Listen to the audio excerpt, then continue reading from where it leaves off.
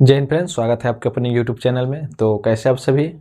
उम्मीद करते हैं बहुत ही अच्छे होंगे, बहुत ही मस्त भी होंगे और बहुत ही ज़बरदस्त भी होंगे। तो जैसा हमने के बोला था कि एक बार से हम लोग अपना क्लास 9th और क्लास 11th का मैथ का बुक स्टार्ट करने वाला है, जो पूरा समझे तो पूरा फ्री में होगा, ठीक ना। और ये भी यूट्यूब चैनल पे नहीं, हमारे ही चैनल पर होगा, ठीक। तो चलिए, वो दिन आ चुका है और आज हम क्लास 11th का मैथ के बुक स्टार्ट करें, ठीक ना। और ये देखिए, जो मैथ के बुक जो हम पढ़ा रहे हैं वो एक भारती भवन बुक है, ठीक ना, जो केसी सिन्हा का है, ठीक।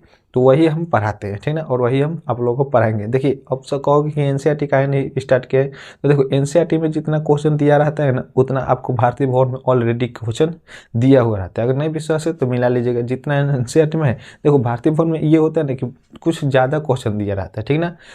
एनसीईआरटी में वही क्वेश्चन रहता है जो आपको इंपॉर्टेंट है, ठीक ना, लेकिन इसमें आपको कुछ ज़्यादा क्वेश्चन दिया रहता है ताकि आप लोग यहाँ से प्रैक्टिस भी कर सकते हैं, ठीक ना। आपको अलग से क्वेश्चन उठाने की कोई आवश्यकता नहीं पड़ेगी, इसलिए हम भारतीय भवन पढ़ा रहे हैं, ठीक। तो चलिए, हम लोग आज अपना नए जोश और नए अंदाज के साथ हम लोग अपना बुक स्टार्ट करें। देखिए, सबसे पहला चैप्टर हम लोग इसमें पढ़ेंगे, ठीक, जिसका नाम है समुच्चय, यानी अध्याय 1 से स्टार्ट करेंगे और जहाँ तक ले वहाँ तक। मैथ में अगर आपको डर लगता है तो घबराइए नहीं, वो सारा डर हम खत्म कर देंगे, ठीक ना। वो सारा डर जो क्या है हम खत्म कर देंगे, ठीक। तो चलिए, हम लोग अपना मैथ के बुक स्टार्ट कर दे और सबसे फर्स्ट चैप्टर जिसका नाम है समुच्चय, जिसको इंग्लिश में बोलते हैं सेट। देखिए, यहाँ पे हम सारी बातें लिख चुके हैं, ठीक ना। देखो, अगर आपको उतारना है तो हम समझा देंगे, उसके बाद थोड़ा सा हट जाएंगे, आप लोग वीडियो को पॉज करके उतार लीजिएगा और नोट्स बनाते चलिएगा साथ में, ठीक ना। नोट्स बनेगा तो सबसे अच्छा रहेगा।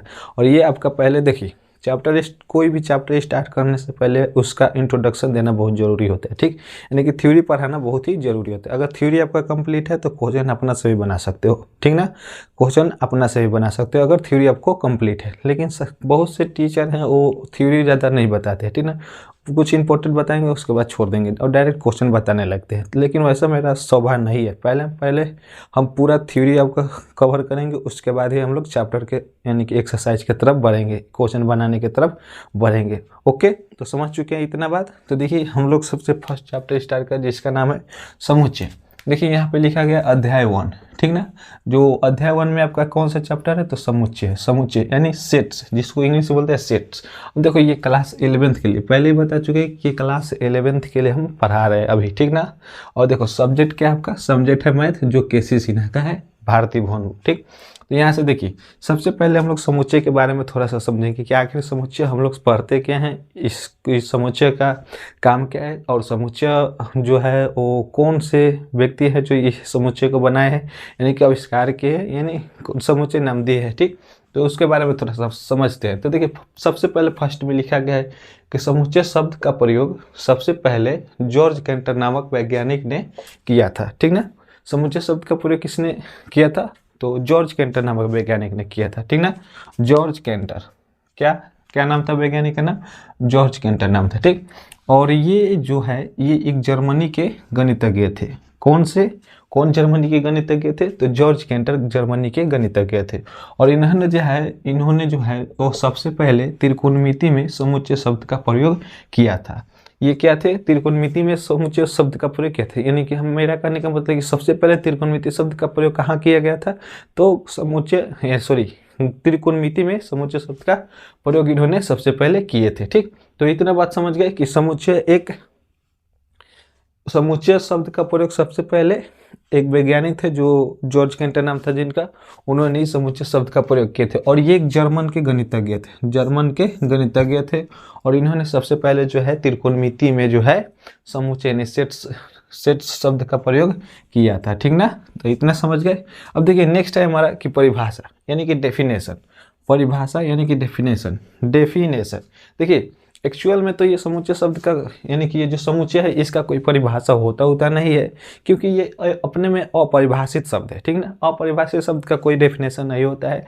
लेकिन हम लोग इसको समझने के लिए एक छोटा सा डेफिनेशन यहाँ पे हम लिखे हैं, ठीक ना। जो लिखे, एक collection of well defined objects is called a set, ठीक ना। एक छोटा सा डेफिनेशन हम दिए हैं जो आपको समझाने के लिए, ठीक ना। तो देखो यहाँ पे डेफिनेशन क्या है, डेफिनेशन है कि सुपरिभाषित वस्तुओं के संग्रह को समुच्चय कहते हैं।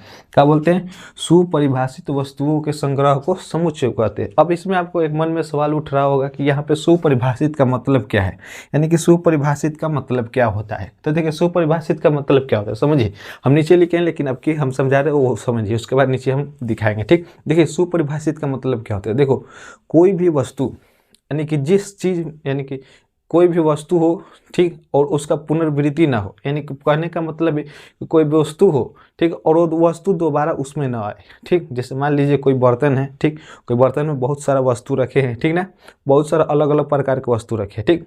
कोई बर्तन है उसमें बहुत सारा अलग अलग प्रकार के बर्तन, या मान लीजिए कोई अलग अलग प्रकार के फल उल रखे हैं, ठीक ना, और उसमें कोई ऐसा फल मत डाल दीजिए दोबारा कि वो भी एक और यानी कि पुनर्वृत्ति हो जाए, यानी कि दोबारा हो जाए, ठीक ना। एक एक फल रखिए, ठीक ना, एक एक, जैसे एक एप्पल हो गया, यानी कि हिंदी में बोलते हैं, एक सेब हो गया, एक अमरूद हो गया, एक एक क्या हो जाए, एक संतरा हो गया, ठीक। तो ये तीन किस्म के, और फिर एक और सेव मत डाल दीजिए उसमें, ठीक, नहीं दो हो जाएगा।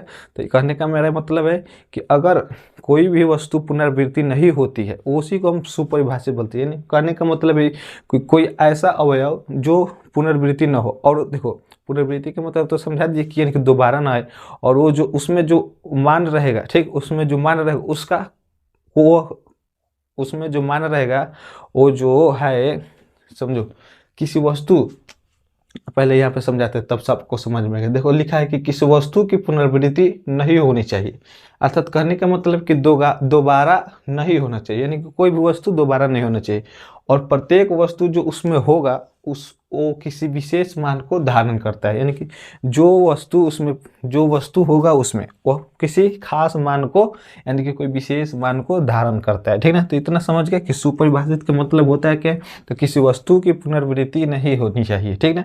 किसी वस्तु की सुपरिभाषित का मतलब कि कोई भी वस्तु रिपीट नहीं होना चाहिए। कहने का मतलब है कि जैसे मान लो ए बराबर, हम समझा रहे हो बस उतना समझो, ए बराबर 1 5 7 8, देखो इसमें 1 है 5 है 7 है 8 है, ठीक ना। तो इस वस्तु में यानी कि इस वस्तु इतना में यानी इस समुच्चय में 1 5 7 8 दिया है, ठीक। इसमें कोई भी अंक को पुनर्वृत्ति नहीं हो रहा है, तो ये आपका सुपरिभाषित है, ठीक ना, सुपरिभाषित है। अब जैसे मान लो b बराबर दे दिया 1 3 4 7 फिर 1, ठीक, फिर 1 दे दिया, तो देखो एक इसमें दोबारा आ गया, ठीक ना। तो ये सुपरिभाषित नहीं है, सुपरिभाषित नहीं है, ठीक ना। तो देखो सुपरिभाषित का मतलब समझ गए कि किसी वस्तु की पुनर्वृत्ति नहीं होनी चाहिए, अर्थात दोबारा नहीं होना चाहिए, और प्रत्येक वस्तु यानी कि इसमें जो प्रत्येक वस्तु होगा वो किसी विशेष मान को धारण करेगा, ठीक। इतना समझ गए। तो चलिए हम लोग कुछ एग्जाम्पल के हिसाब से समझते हैं कि क्या यह समुच्चय है कि समुच्चय नहीं है। तो आइए नेक्स्ट चलते हैं हम लोग। देखिए कुछ हम एग्जाम्पल समझते हैं, ठीक ना। देखिए सबसे पहला एग्जांपल कर रहा है कि सुंदर लड़कियों का समुच्चय, यानी कि समूह, समुच्चय को ही बोलते हैं समूह, समुच्चय को ही क्या बोलते हैं समूह, समूह बोलिए या समुच्चय बोलिए बात बराबर। तो सबसे पहला एग्जांपल है कि आपको बताना ये, देखिए आपको ये बताना है कि ये समुच्चय में है या नहीं। अभी हम इसके जस्ट पहले समझाए हैं, ठीक। तो देखो करे सुंदर लड़कियों का समुच्चय यानी कि समूह, सुंदर लड़कियों का समूह, तो देखो क्या ये समुच्चय में है कि नहीं है, तो ये समुच्चय में नहीं होगा, ठीक, समुच्चय में नहीं होगा। तो यहाँ पे लिख देंगे समुच्चय में नहीं है, समुच्चय में नहीं है। देखो इसका आंसर ये होगा कि समुच्चय में नहीं। अब देखो कैसे, मन में सवाल उठ रहा होगा कि कैसे, तो देखो सुंदर लड़कियों का समूह, देखो आप ये एक बात सुनो, एग्जाम्पल में है फर्स्ट नंबर एग्जाम्पल कि सुंदर लड़कियों का समूह, ठीक। इसका मतलब ये हुआ कि आप ये तो नहीं बता सकते हैं इस दुनिया में कितनी सुंदर लड़कियां हैं, कौन सबसे सुंदर है, कौन सबसे सुंदर है, ठीक। ये आप जज नहीं कर सकते हैं, और ये आप कभी नहीं बता सकते कि ये लड़की इतनी सुंदर है। किसी को कोई और पसंद है तो किसी को कोई और पसंद है, किसी को मान लो हेमा मालिनी पसंद है, किसी को मान लो कटरीना कैफ पसंद है, किसी को मान लो कोई और पसंद है, ठीक ना। तो ये आप डिपेंड नहीं कर सकते, यानी कि ये आप नहीं बता सकते हैं कि कौन सी लड़की कितनी सुंदर है और कौन सी लड़की कितनी सुंदर है, ठीक ना। तो इसलिए ये समुच्चय में नहीं होगा। एक बात याद रखना, जो संभव है यानी कि जो आप बता सकते हैं वह समुच्चय में होगा, और जो आप नहीं बता सकते वो समुच्चय में नहीं होगा, ठीक ना।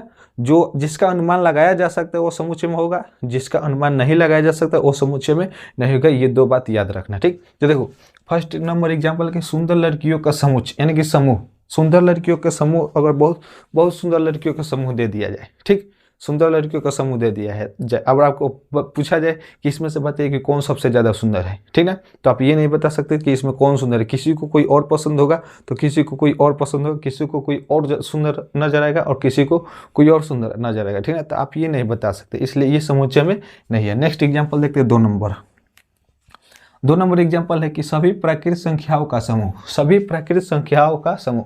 याद रखिएगा प्राकृत संख्या कहते किसे, पहले ये आपको पता होना चाहिए। प्राकृत संख्या कहते किसे, अगर ये भी नहीं पता है तो क्लास 9th का स्टार्ट हो चुका है, क्लास 9th का बैच स्टार्ट हो चुका है, ठीक ना, वो भी 1 ही मार्च से स्टार्ट हुआ है, ठीक। वहाँ पे जाइए, सबसे फर्स्ट चैप्टर वहाँ पे पढ़ा रहे हैं जिसका नाम है रियल नंबर यानी वास्तविक संख्या। उसमें पूरा सम संख्या, विषम संख्या, पूर्ण संख्या, पूर्णांक संख्या, परिमेय संख्या, अपरिमेय संख्या, वास्तविक संख्या सब बता चुके हैं, ठीक। वहाँ पे जाके वीडियो देख लीजिए, ठीक। और क्लास 11th में आ गए हैं तो वो सब तो पढ़ चुके होंगे, इसलिए आप लोग क्लास 11th में आए हैं, ठीक ना। तो यहाँ से आप लोग को पता होना चाहिए, ठीक। देखो 2 नंबर एग्जाम्पल की सभी प्राकृत संख्याओं का समूह, सभी प्राकृत संख्याओं का समूह। तो प्राकृत संख्या कहते किससे, आपको पता है कि गिनती की संख्या को क्या बोलते हैं, प्राकृत संख्या बोलते हैं। जैसे देखो गिनती की संख्या को, तो जैसे मान लो गिनती की संख्या को प्राकृत संख्या बोलते हैं, तो a बराबर 1 2 3 4 5। ये आपको पता है ना कि गिनती की संख्या को प्राकृत संख्या कहते हैं। ये कहाँ तक जाएगा, अनंत तक। तो जब ये आपको पता है तो हम अभी भी ना बोले कि जो आपको पता है वो समुच्चय में होगा, जो आपको पता नहीं है वो समुच्चय में नहीं होगा, ठीक। तो ये जो है आपका सभी प्राकृत संख्याओं का समूह, ये आपका समुच्चय में है, तो यहाँ पर लिख देंगे समुच्चय में है, समुच्चय में है, हो गया, समुच्चय में है, इसको मिटा देते हैं, समुच्चय में है। नेक्स्ट 3 नंबर एग्जाम्पल देखते हैं। 3 नंबर एग्जाम्पल कर रहा है कि सभी पूर्णांकों का समूह। अब देखिए, अब पूर्णांक संख्या भी आपको पता होगा, सभी पूर्णांक संख्याओं का सभी पूर्णांकों का समूह, ठीक। तो पूर्णांक संख्या आपको पता है कि a बराबर क्या होता है, पूर्णांक संख्या को किस चीज से, q से, इंटीजर्स नंबर्स, ठीक। तो यहाँ पे a कोई हम मान लेते हैं, a बराबर क्या हो जाएगा -3 -2 -1 0 1 2 3 डॉट डॉट ये कहाँ तक जाएगा, अनंत तक ले, ठीक ना, अनंत तक ले जाएगा, ठीक। तो देखिए आपको पूर्णांक संख्या भी पता है तो ये भी आपका क्या हो जाएगा, ये भी आपका समुच्चय में है। यहाँ पर भी लिख देंगे समुच्चय में है, समुच्चय में है। ये सब का नोट्स बनाते जाइएगा, अपनी कॉपी में लिखते जाइएगा, ठीक ना। हम समझा देंगे, उसके बाद आप लोग वीडियो को पॉज करके लिखते जाइएगा, ठीक ना। पूरा हम डीपली में पढ़ा रहे और पूरा लाइन अच्छे से लाइन बाय लाइन पढ़ा रहे, ठीक। कोई किसी भी चीज़ यानी कि कोई भी टॉपिक हम छोड़ने वाले नहीं है, ठीक। देखिए नहीं देते हैं 4 नंबर एग्जाम्पल। 4 नंबर एग्जाम्पल करें कि किसी विशेष स्कूल कक्षा 11वीं के छात्रों का समूह, ठीक, यानी कि किसी विशेष स्कूल कक्षा 11वीं के छात्रों का समूह। तो देखिए ये भी समुच्चय में है, ठीक ना, समुच्चय में है। देखो यहाँ पर लिख देंगे समुच्चय में है, समुच्चय में है। अब देखो कैसे, किसी विशेष स्कूल कक्षा 11वीं, आपको पहले बोल दिया कि किसी विशेष स्कूल कक्षा 11वीं के छात्रों का समूह। तो आप तो ये बता सकते हैं कि आपके स्कूल में कक्षा 11 में कितने बच्चे हैं, यानी कि कितने छात्र। अब तो ये गिनती करके बता सकते हैं, ठीक, या रजिस्टर भी देख के बता सकते हैं, रजिस्टर में कितना आदमी, कितना स्टूडेंट का नाम है वो आप बता सकते हैं, ठीक। इसलिए ये आपका जो है समुच्चय में है। नेक्स्ट एग्जांपल देखते हैं 5 नंबर, तेज विद्यार्थियों का समूह। अब देखिए यहाँ पे ये आपका समुच्चय में नहीं होगा, ये आपका समुच्चय में नहीं होगा, समुच्चय में नहीं है, समुच्चय में नहीं है, यानी कि आपका समुच्चय नहीं है, ठीक। क्यों, क्योंकि कह रहे तेज विद्यार्थियों का समूह। अब देखो तेज विद्यार्थियों को समुच्चय करने का मतलब क्या है, तो देखो तेज विद्यार्थियों का समुच्चय यानी कि देखिए आप तो ये नहीं बता सकते कि कौन विद्यार्थी कितना तेज है। कोई मैथ में तेज है, कोई इंग्लिश में तेज है, कोई 2 सब्जेक्ट में तेज है, कोई 3 सब्जेक्ट में तेज है, कोई सब में तेज है। तब तो इसका अब तो ये नहीं बता सकते हैं कि कौन स्टूडेंट यानी कौन छात्र कितना तेज है, ठीक ना। तो तेज विद्यार्थियों का समूह यानी कि समुच्चय में ये नहीं होगा, ठीक। आप ये कभी नहीं बता सकते कौन विद्यार्थी कितना तेज है, ठीक ना। कोई मैथ में तेज है, अभी तो बोले कोई मैथ में तेज है, कोई इंग्लिश में तेज है, कोई हिंदी में तेज है, कोई गणित और मैथ के होते हैं, ठीक ना। तो ये आप नहीं बता सकते कि कौन विद्यार्थी कितना तेज है, ठीक। इतना समझ गए। एग्जाम्पल भी नोट कर लीजिएगा, ठीक। जितना हम लिख रहे हैं बोर्ड पे उस सब के सब आपके कॉपी में होना चाहिए, ठीक। अब देखो यहाँ पे हम छोटा सा एक बात लिखे हम यहाँ पे देखो, लिखे हैं कि संग्रह के वस्तुओं को समुच्चय का अवयव या तत्व यानी कि एलिमेंट या सदस्य यानी कि मेंबर कहते हैं।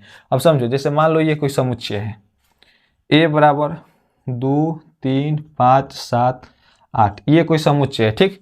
तो यहाँ पे कहे कि संग्रह मतलब संग्रह के वस्तुओं को, ये पूरा को बोलते हैं संग्रह, ठीक ना।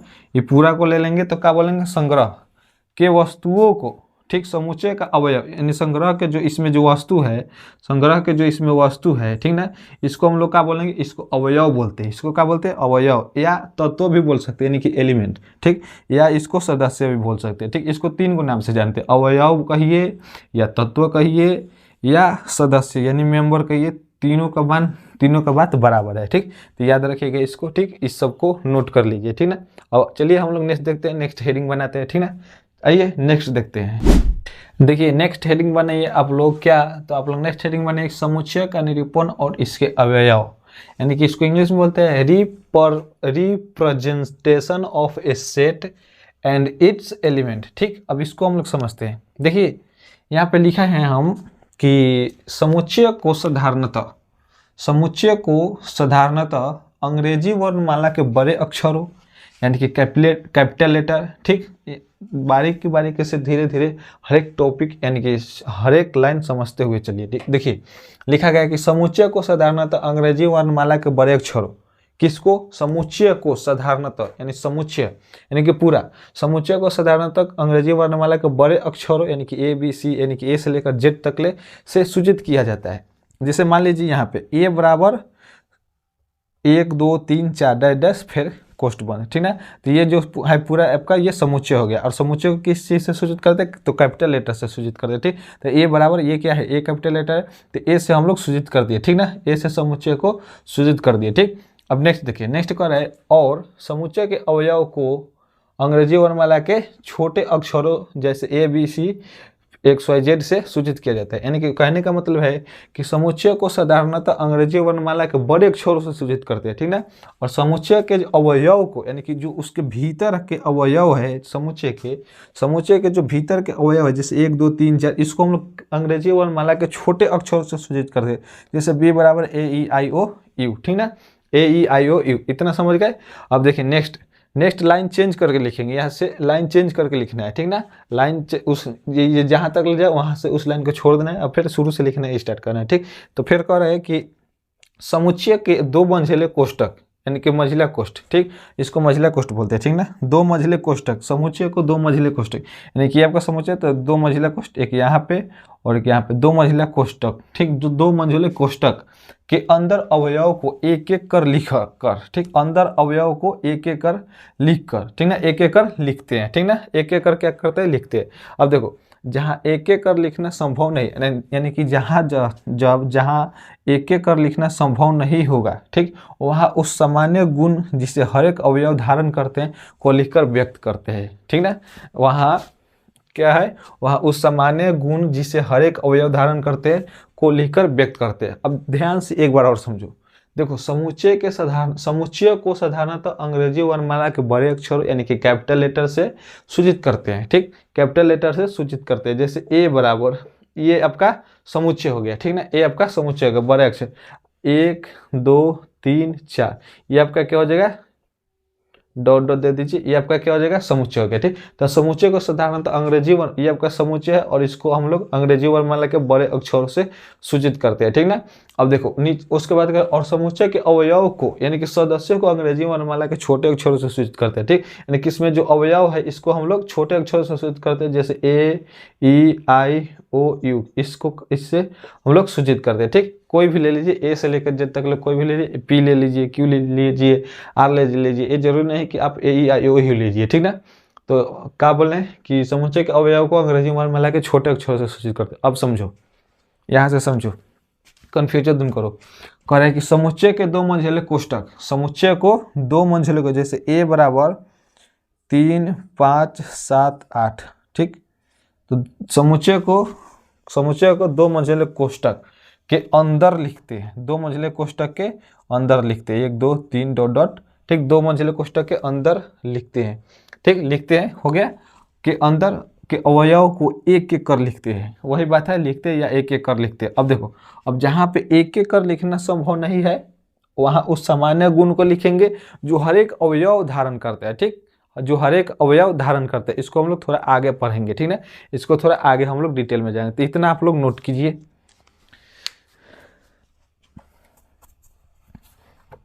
सॉरी इसको रहने दीजिए, इसको भी उतारिए और इसको भी उतारिए, इसको मिटाइए। चलिए वीडियो को पॉज करके उतार लीजिए। अब चलिए हम लोग नेक्स्ट बढ़ते हैं, ठीक ना, आइए हम लोग नेक्स्ट देखते हैं, इसके बाद हम लोग देखते हैं। तो आइए नेक्स्ट हेडिंग बनाइए आप लोग, क्या, तो कुछ विशेष समुच्चय के लिए मानक संकेत। देखिए ये जो हम लिखे संकेत, ये सब का आपका यानी कि किसको किस चीज़ से कौन किसको क्या चीज़ बोलते हैं वो आपको याद होना चाहिए, ठीक ना, ठीक, याद नहीं है तो पहले बोले 9th क्लास के जाके वीडियो देख लीजिए, फर्स्ट चैप्टर।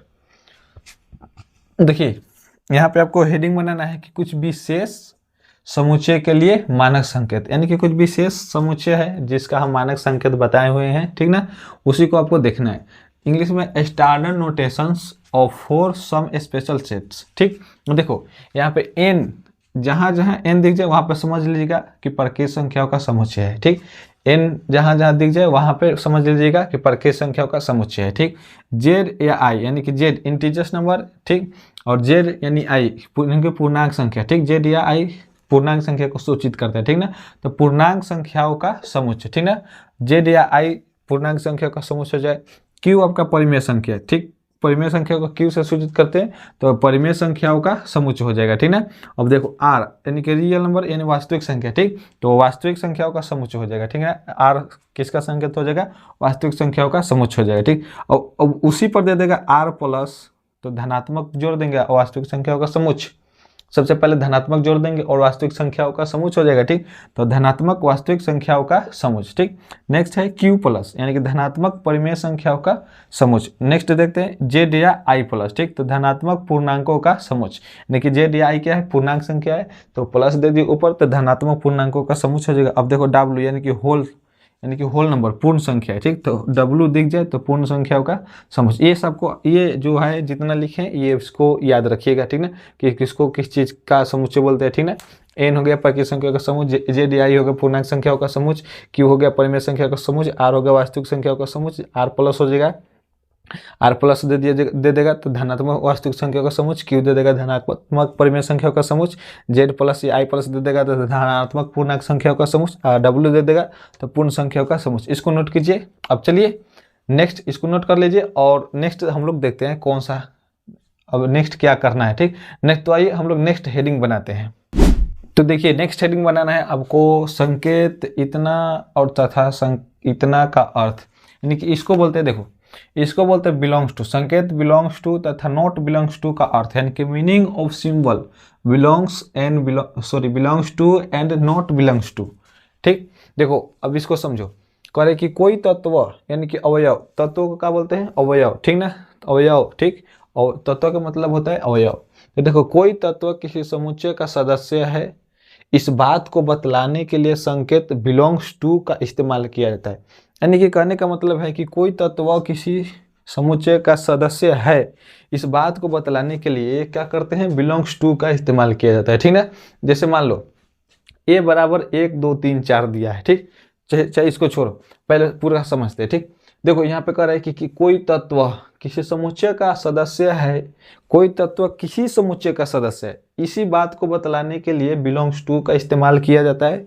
और उसके बाद लाइन चेंज करके नीचे से लिखेंगे, ठीक ना, लाइन चेंज करके नीचे से लिखेंगे, ठीक, लिख रहे हो अगर तो, ठीक।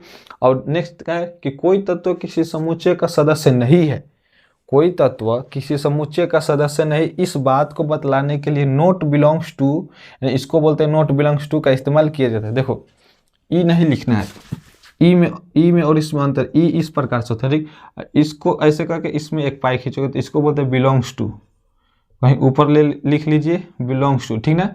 और इसी को ऐसे करके इसको काट दोगे तो इसको बोलते हैं not belongs to, not belongs to, ठीक, इसको कहीं ऊपर कॉपी में लिख लीजिए साइड में, ठीक ना, नॉट बिलोंग्स टू, ठीक, इसको मेटकाते हैं। अब समझिए, समझिए जल्दी।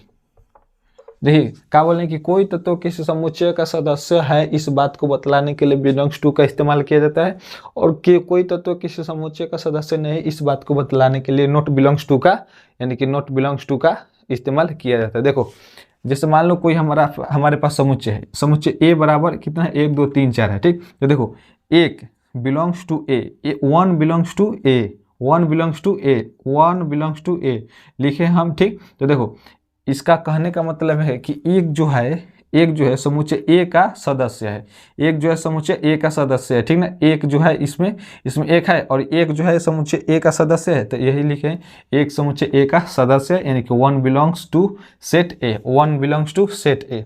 अब देखो उसी प्रकार से तीन बिलोंग्स टू ए, ठीक ठीक, तीन बिलोंग्स टू ए, तो तीन भी क्या है, तीन भी आपका समुच्चय है, ठीक ना, तीन भी क्या है, समुच्चय, यानी कि तीन हो जाएगा, तीन समुच्चय ए का सदस्य है, तीन जो है समुच्चय ए का भी सदस्य है, यानी कि लिख देंगे 3 बिलोंग्स टू सेट ए। अब देखो यहाँ पे जैसे मान लो 5 नॉट बिलोंग्स टू ए, ठीक, 5 नॉट बिलोंग्स टू ए, तो ये नॉट बिलोंग्स टू ए हम कैसे कर दिए, तो देखो इसमें 5 है, इस सदस्य में कोई 5 है, ठीक, इस समुच्चय में कोई 5 है, इस समुच्चय में, इस सेट्स में कोई 5 है, नहीं है, तो ये हो जाएगा 5 not belongs to A, 5 not belongs to A, यानी कि कहने का मतलब है कि ए समुच्चय, सॉरी 5 समुच्चय ए का सदस्य नहीं है, 5 जो है समुच्चय ए का सदस्य नहीं, क्योंकि ए में जितने भी सदस्य हैं वो क्या है, इसमें 5 नहीं है, ए में जितना सदस्य है 4 तक ही है, इसमें 5 नहीं, इसलिए 5 जो है आपका ए का सदस्य नहीं, यानी कि 5 does not belongs to set A. समझ गए,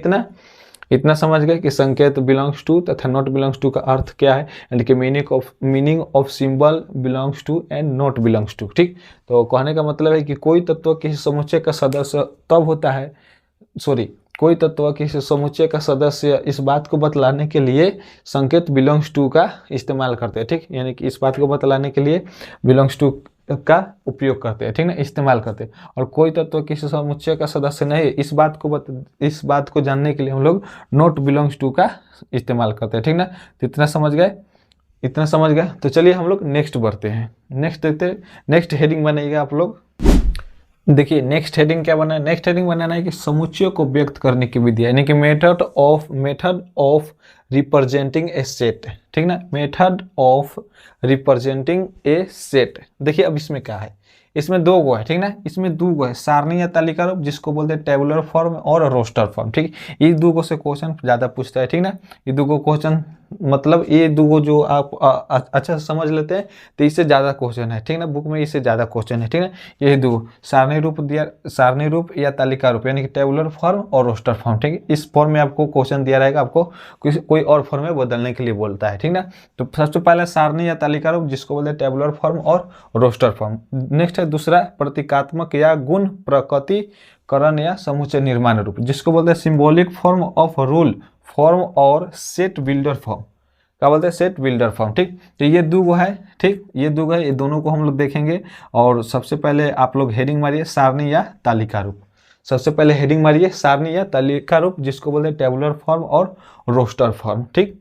सबसे पहले हेडिंग मारिए सारणी या तालिका रूप, तो हेडिंग बना लिए सारणी या तालिका रूप जिसको बोलते हैं टेबुलर फॉर्म या रोस्टर फॉर्म, ठीक। तो इसको समझिए, देखिए ये क्या कर रहा है कि इस रूप में समुच्चय के सभी अवयव को मंझले कोष्ठक के अंदर एक एक अर्धविराम यानी कि कोमा देकर लिखा जाता है, ठीक, समझ गए। करे कि इस रूप में समुच्चय के सभी अवयव को मंझले कोष्ठक के अंदर एक एक अर्धविराम यानी कि कोमा देकर लिखा जाता है, ठीक ना, ठीक, इसको नोट कीजिए।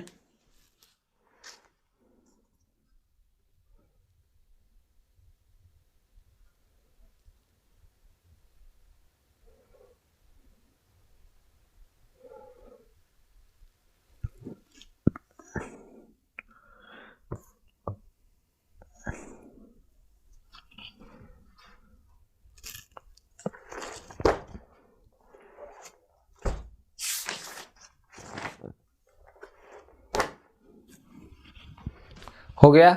देखिए करे कि इस रूप में समुच्चय के सभी अवयव को यानी कि इस सारणी तालिका रूप यानी कि टेबुलर या रोस्टर फॉर्म में हम क्या करते हैं, तो समुच्चय के जो सभी अवयव है उसको पहले मंझले कोष्ठक में लिखते हैं। ठीक, उसको पहले मंझले कोष्ठक के अंदर एक एक यानी कि अर्ध विराम यानी कि कोमा देकर लिखते हैं। ठीक ना। तो देखो एग्जाम्पल समझो। एग्जाम्पल पहला एग्जाम्पल देखो। समुच्चय ए अंग्रेजी वर्णमाला में स्वरों का व्यक्त करता है, स्वरों का व्यक्त करता है। तो ए बराबर क्या हो जाएगा, स्वरों को व्यक्त करता है। ए बराबर क्या हो जाएगा, पहले मझला कोष्ठ देंगे। ठीक ना। स्वरों को, तो आपका स्वर कितना है, 5 है। तो A comma E comma I comma O comma U, ठीक दे देंगे और फिर कोष्ठ बंद कर देंगे। तो यही बात ना बोल रहे हैं कि इस रूप में समुच्चय के सभी अवयवों को मंझले कोष्ठक, ठीक मंझले कोष्ठक के अंदर एक एक कोमा देकर, एक एक कोमा देकर ठीक लिखा जाता है। यही बात है। ठीक, दूसरा एग्जांपल समझिए। दूसरा एग्जांपल करें कि समुच्चय बी प्रारंभ के 5 प्राकृत संख्याओं को व्यक्त करता है। समुच्चय बी जो है वह प्रारंभ के 5 गो प्राकृत संख्याओं के व्यक्त करता है। तो देखो बी बराबर क्या है, बी बराबर पहले मंझला कोष्ठ से बंद कर दिए। ठीक, मंझला कोष्ठ देखो, तो प्रारंभ के 5 प्राकृत संख्या कह रहे थे। ठीक, तो 1 कोमा 2 कोमा 3 कोमा 4 कोमा 5, ठीक ना, हो गया आपका। ठीक, यही है आपका रोस्टर फॉर्म यानी कि टेबुलर फॉर्म। ठीक ना। क्या समझे कि इस रूप में जो है सभी अवयवों को मंझले कोष्ठक के अंदर एक एक कोमा देकर यानी कि अर्धविराम देकर लिखा जाता है। तो पहला एग्जाम्पल समुच्चय ए अंग्रेजी वर्णमाला में स्वरों को व्यक्त करता है। तो इसको हम कैसे लिखेंगे, मान लीजिए ये नहीं है। ठीक, मान लीजिए हम अभी नहीं लिखे। ठीक, अब बताइए समुच्चय ए अंग्रेजी वर्णमाला के स्वरों का व्यक्त करता है। तो समुच्चय ए बराबर देंगे। उसके बाद देखो इसमें सारणी तालिका रूप के ऊपर इस रूप में समुच्चय के सभी अवयवों को मंझले कोष्ठक में अंदर, मंझले कोष्ठक के अंदर एक एक अर्ध विराम यानी कोमा देकर लिखा जाता है। तो अंग्रेजी वर्णमाला के 5 गो स्वर होता है। ठीक, तो A comma I, A E comma I O U, हो गया 5 गो। ठीक, यही आपका टेबुलर फॉर्म या रोस्टर फॉर्म। ठीक, अगला हेडिंग बनाइए। अगला हेडिंग जो 2 नंबर था वो बनाइए आपका। ठीक, अगला हेडिंग बनाइए आप लोग प्रतीकात्मक या गुण प्रतिकरण, या हेडिंग नहीं, ये 2 नंबर है। ठीक है, हेडिंग नहीं, पहले का 1 नंबर बता दिया। अब दूसरा नंबर देखिए, प्रतीकात्मक या गुण प्रतिकरण या समुच्चय निर्माण रूप यानी कि symbolic form of rule form और सेट बिल्डर फॉर्म। ठीक, इसको हेडिंग बनाइए। देखिए इसको हम लोग अब समझते हैं, यानी कि प्रतीकात्मक या गुण प्रतिकरण या समुच्चय निर्माण रूप को हम लोग समझते हैं। ठीक, हेडिंग बना लिए होंगे यानी कि 2 नंबर लिख लिए होंगे और इसको नोट भी कर रहे हैं। तो देखिए इसको समझते हैं, ध्यान से समझिए। कह रहा है कि इस रूप में सदस्य के बारे में एक साधारण गुण जो प्रत्येक सदस्य द्वारा संतुष्ट होता है।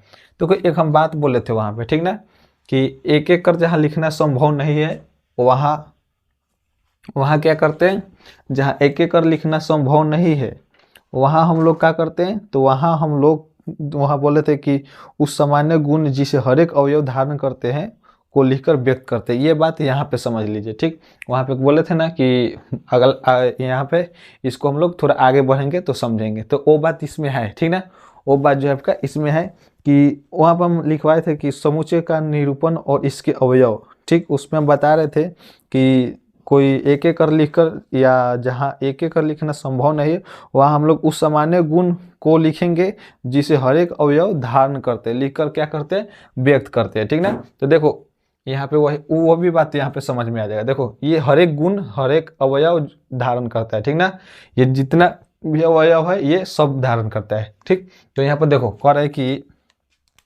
इस रूप में सदस्य के बारे में एक साधारण गुण जो प्रत्येक सदस्य द्वारा संतुष्ट होता है बताकर सदस्य को व्यक्त किया जाता है। सदस्य को क्या करते हैं, व्यक्त किया जाता है। इसके लिए मंझोले कोष्ठक के अंदर चर x को लिखकर उसके बाद तिरछी लकीर खींच के या कॉलन देकर, तिरछी लकीर खींचिए या कॉलन दीजिए, पुनः चर x फिर लिखेंगे तथा कोमा देकर, उसके बाद x देने के बाद कोमा देकर चर के उस गुण को लिखा जाता है जो समुच्चय के प्रत्येक अवयव द्वारा संतुष्ट होता है। जैसे एग्जाम्पल में समझिए, देखिए ए 5 से छोटी प्राकृत संख्याओं का समुच्चय है।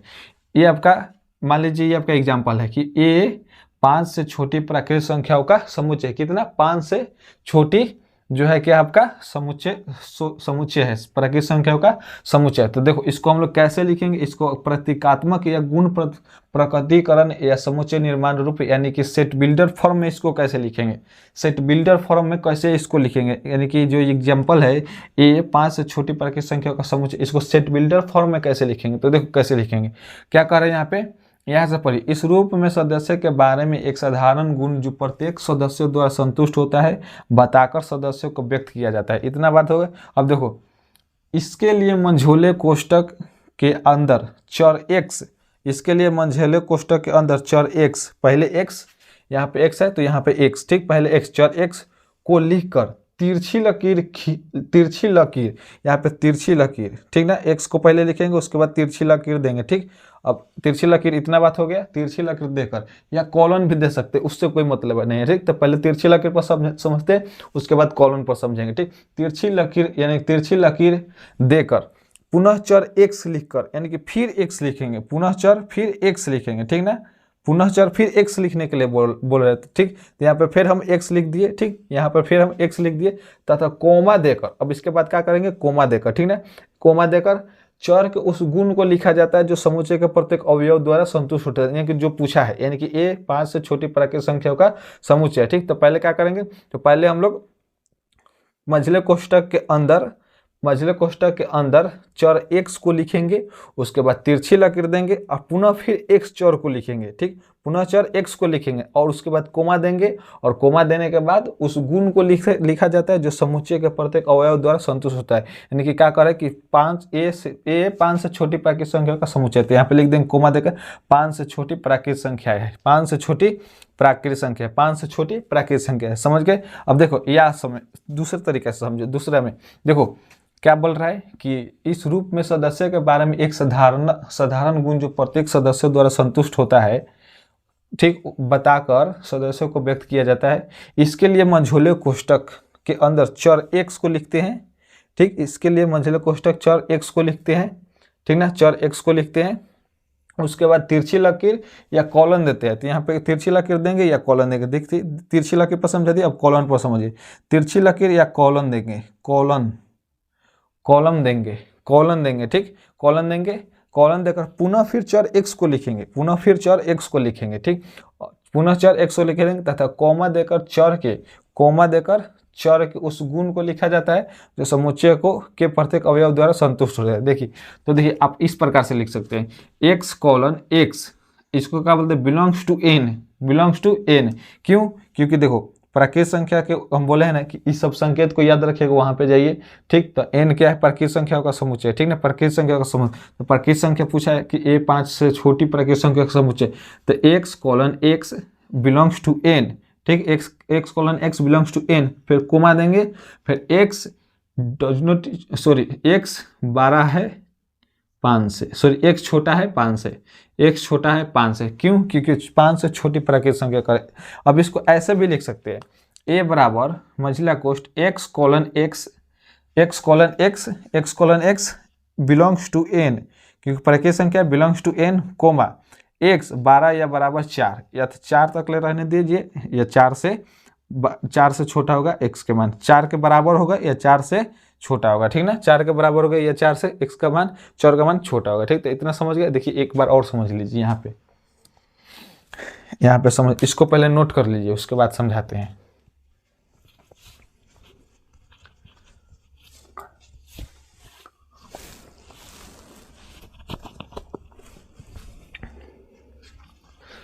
हो गया। अब देखिए समझिए, क्वेश्चन यही ना करे कि a,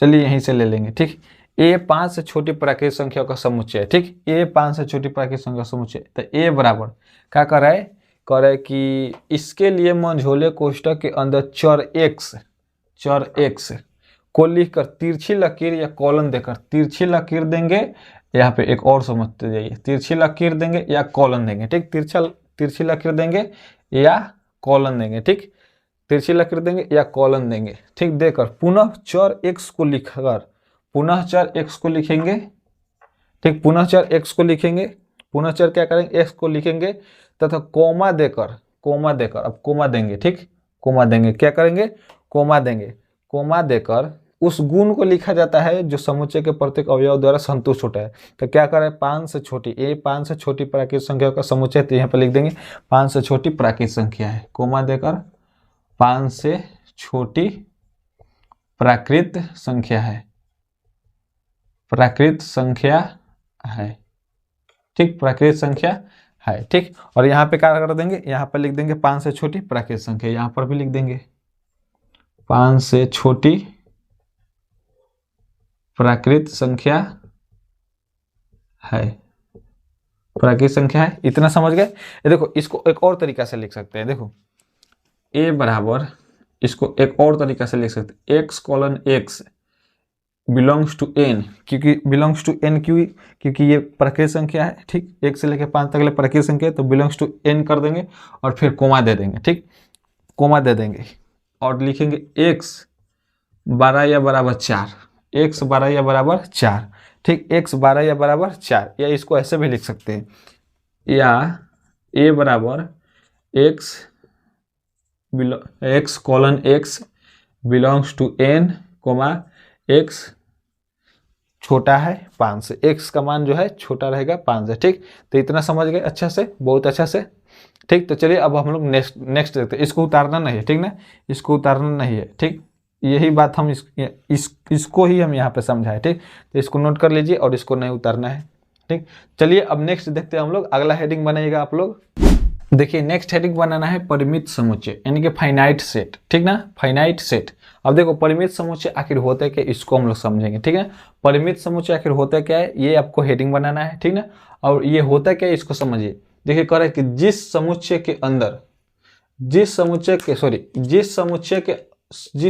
के अवयवों की संख्या बतलाया जा सके, अर्थात जिस समुच्चय के अवयवों को गिना जा सके, वह क्या है आपका, वह आपका परिमित समुच्चय है, ठीक, यानी कि फाइनाइट सेट है, ठीक ना। क्या बोल रहा है कि जिस समुच्चय के अवयवों की संख्या, यानी कि तत्वों की संख्या, यानी कि सदस्यों की संख्या यानी कि बतलाया जा सके, यानी अर्थात कहने का मतलब ये है कि जिस समुच्चय के अवयवों को गिना जा सके वह आपका फाइनाइट सेट यानी कि परिमित समुच्चय कहलाता है। जैसे में देखो a बराबर हमने एग्जाम्पल दिया 1 2 3 4 5 6, ठीक। अब देखो इसमें कितना अवयव है, आप लोग ये तो गिन के बता सकते हैं, इसमें 6 अवयव है, ठीक। इसको हम लोग ऐसे भी लिख सकते हैं, x colon x belongs to n, ठीक ना, और कोमा दे देंगे और x 12 या बराबर 6, x का मान जो है 6 के बराबर होगा या 6 से छोटा होगा, ठीक ना, 5 तक ले या 6 तक ले भी लिख सकते हैं, ठीक ना, इससे कोई दिक्कत नहीं है। और ऐसे b बराबर क्या दिए हैं, b बराबर देखो, अब देखो b बराबर दिए हैं 1 2 3 डैश डैश डैश 1000, क्या ये आपका परिमित समुच्चय है? हाँ, क्यों, क्योंकि आपको 1000 तक ले जाना है, क्योंकि आपको पता है कि इसमें 1000 तक ले अंध है, ठीक, यानी कि इसमें 1000 तत्व है। जैसे मान लीजिए यहाँ पे मान लीजिए a बराबर 1 2 3 4 डॉट डॉट डॉट दे दिया, ये कहाँ तक ले जाएगा, इनफाइनाइट तक ले जाएगा। तो पूछेगा क्या ये क्या ये फाइनाइट सेट है यानी कि परिमित समुच्चय है? तो नहीं, ये परिमित समुच्चय नहीं है। क्यों? क्योंकि इसके अवयव को हम गिन नहीं सकते, इसके तत्वों को हम गिन नहीं सकते, इसके सदस्यों को हम गिन नहीं सकते, इसलिए आपका जो है आपका परिमित समुच्चय नहीं है, ठीक। अब उसी प्रकार से इसको बताना है कि 1 2 3 4 डॉट डॉट डॉट 10,000, ठीक है। अब पूछेगा कि क्या ये अपरिमित समुच्चय है? हाँ है। क्यों? क्योंकि आपको 10,000 तक ही जाना है, ठीक ना, 1 से लेकर 10,000 तक ले, 1 4 तक ले, 1 2 3 4 तक ले गए, उसके बाद 10,000 तक ले कर दे, उसके बाद कोष्ठ बंद कर दे, तो ये आपका फाइनाइट समुच्चय है, फाइनाइट समुच्चय है, ठीक ना। समझ गए कि परिमित समुच्चय होता क्या, कि जिस समुच्चय के अवयव को हम बतला दे, यानी कि कहने का मतलब जिस समुच्चय के अवयव को हम गिन सके वो आपका परिमित समुच्चय है, ठीक। और जिस अवयव को हम नहीं गिन सकते वो आपका परिमित समुच्चय नहीं है। तो परिमित समुच्चय समझ गए, ये दोनों एग्जाम्पल नोट कर लीजिएगा,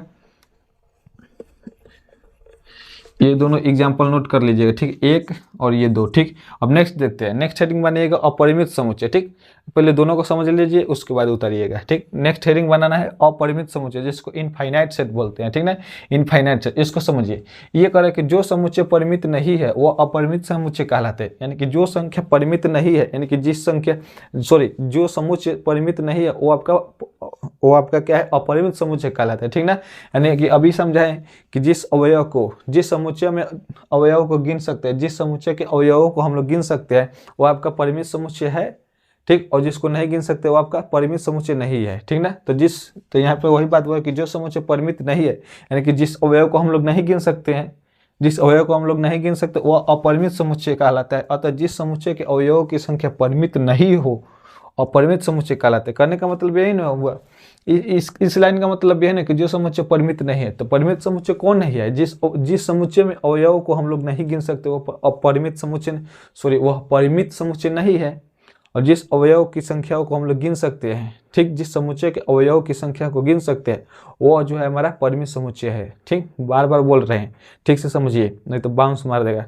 परिमित एक लाइन में एकदम सरल भाषा में याद रखें, जिस समुच्चय के अवयव को गिन सकते हैं वो परिमित समुच्चय है, और जिस समुच्चय के अवयव को नहीं गिन सकते वो अपरिमित समुच्चय। खत्म।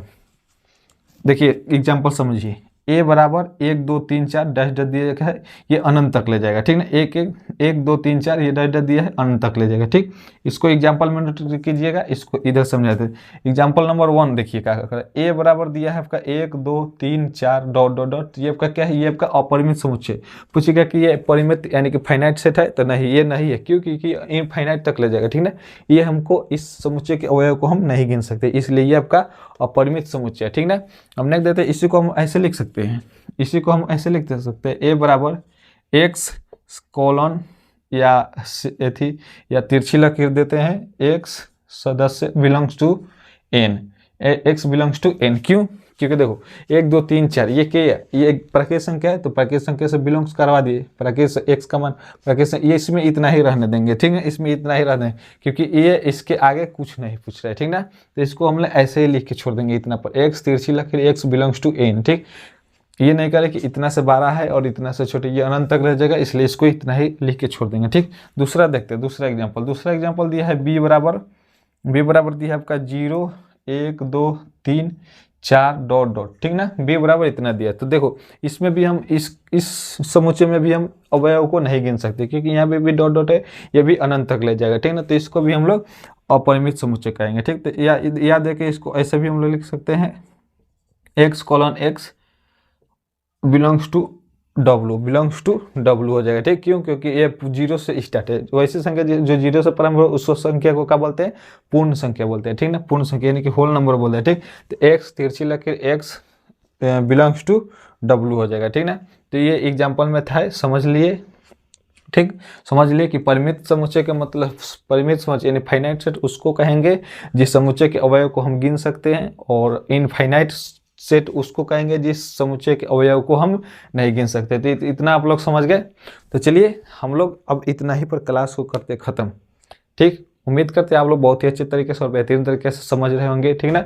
और ऐसे ही पढ़ाई करते रहिए मन लगा के। ठीक, नेक्स्ट वीडियो में हम इसके आगे बताएंगे। ठीक, अभी आपका इंट्रोडक्शन ही चलेगा, अभी इतना जल्दी एक्सरसाइज स्टार्ट नहीं करेंगे, नहीं तो आप लोग को दिमाग खराब हो जाएगा, ठीक ना।